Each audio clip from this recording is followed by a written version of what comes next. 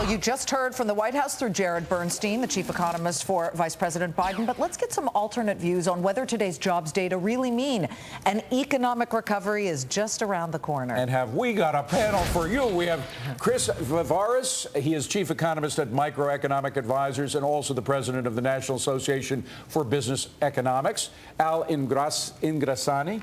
He is a turnaround consultant, former assistant labor secretary to President Reagan, and Diana Furchtgott-Roth of the Hudson Institute, who was also the former chief economist at the Department of Labor under George W. Bush. I hope you don't mind if we go first name basis, because I barely got through your last name. So, Diana, first to you, if I may, even though we've known each other for a while now.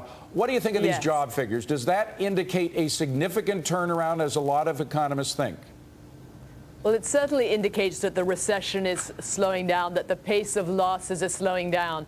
But we still lost 247,000 jobs. We have 14.5 million unemployed. It doesn't show that that the stage is set for expansion. And what's really important now is to have policies in place that encourage employer hiring. And some of the policies that Congress is considering now, such as an 8% surtax on employer payrolls if employers don't provide the right kind of health insurance, that would damage any economic recovery because it would be a tax on job creation. Well, let's not get ahead of ourselves. We haven't seen that just yet. Let me throw it to Chris then. What would be the best opportunity for job creation? And do you think that the stimulus plan is actually helping the situation at this point? Right. I think at this point we want to let the stimulus plan play out. We did get quite a big tax cut earlier in the year.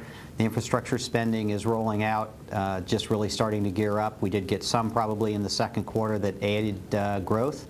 And in addition, the aid to state and local governments undoubtedly prevented layoffs, prevented tax increases. So, you know, the pure logic of it, as we see it, suggests that the stimulus has aided the recovery thus far. The second quarter would have been decidedly weaker if not for the stimulus plan. And I think the best thing right now is let's just let it play out. You've got to crawl before you walk. You got to walk before you run. Our view is that we're going to see growth in the second half that'll be approaching 3%. And that's exactly where we want to be. And that will stem future job losses and help us perhaps as early as the fourth quarter begin to see job gains. Al, let's talk about small business. They are the backbone of the economy, as we've said so often before. They provide, what, about 70% of the new jobs. What do they need now to start hiring more people? Well, we just finished a survey in the field through Toluna Quick Surveys, and basically 2/3 of the small businesses in the country right now are either on hold or are still letting people go. About 1/3 are inclined to think about hiring people. But of those third, they're being careful and watching what's going on with the health care debate and other tax potential increases. So, you know, we're at a stage today where, you know, everybody's happy. We got to bounce off the bottom. But the real problem out there, and small businessmen and women are pretty smart people, they know we haven't solved the systemic problem of overuse of credit, overuse of leverage, and the problems that created in the private sector, and they're watching very carefully as it moves to the public sector, and what they're thinking is more taxes and higher costs of credit. Diana, one of the things that people seem to forget is that in the crisis, the U.S. household, all of them collectively, shed some $20 trillion off the balance sheet. We don't bounce back that quickly after something like that. So, yes, while we have seen certainly a slowing down of the job losses, as Jared Bernstein, to his credit, did say, we're still seeing losses of more than 200,000 jobs. What do we need to really see job creation at this point? What's the number one thing that you'd like to see get out there? Well, the number one thing I'd like to see is for the consumer to start spending again, and we haven't seen that. A lot of the second quarter growth was because of the tax rebates that were mailed out, the $250 to retired people, the Making Work Pay tax credit. That created a bounce in the second quarter. But the question is, are consumers going to start spending? And that's why the value of their assets is so important. When you see hits to asset values, houses, IRAs, retirement accounts, 401k plans, consumers are going to be tempted to continue saving until those are at a comfortable level.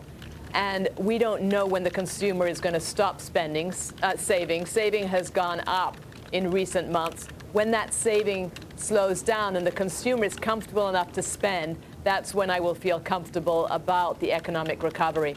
And it's also the consumer will start spending when unemployment goes down, so consumers have jobs. Chris, I want to talk about producers for a second, get off of consumers. We've heard a lot of talks about potential taxes to pay for this program, that, of course, healthcare being the biggest. Is there any room in all the talk of higher taxes for talk of at least some targeted lower tax rates, particularly for the small businesses?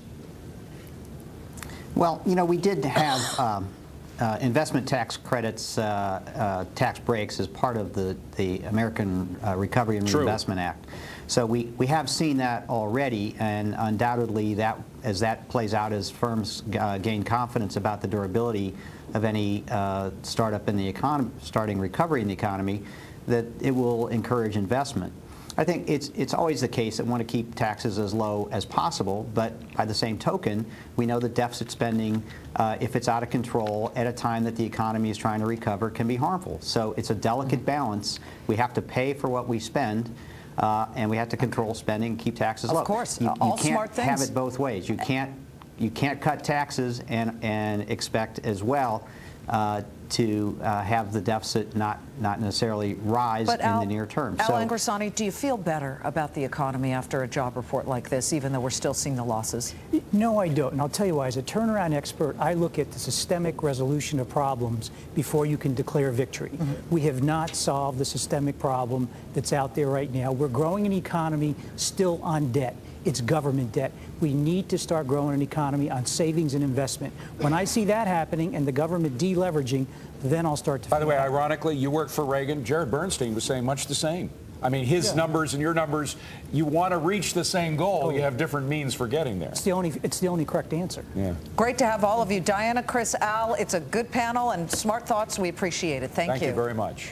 Thanks very much. Great to be with you. Listen, it's great to have the markets on a day like this if you are a bull, because the markets are soaring on that jobs report. But is it too late to get in on this rally? Our market panel with answers next.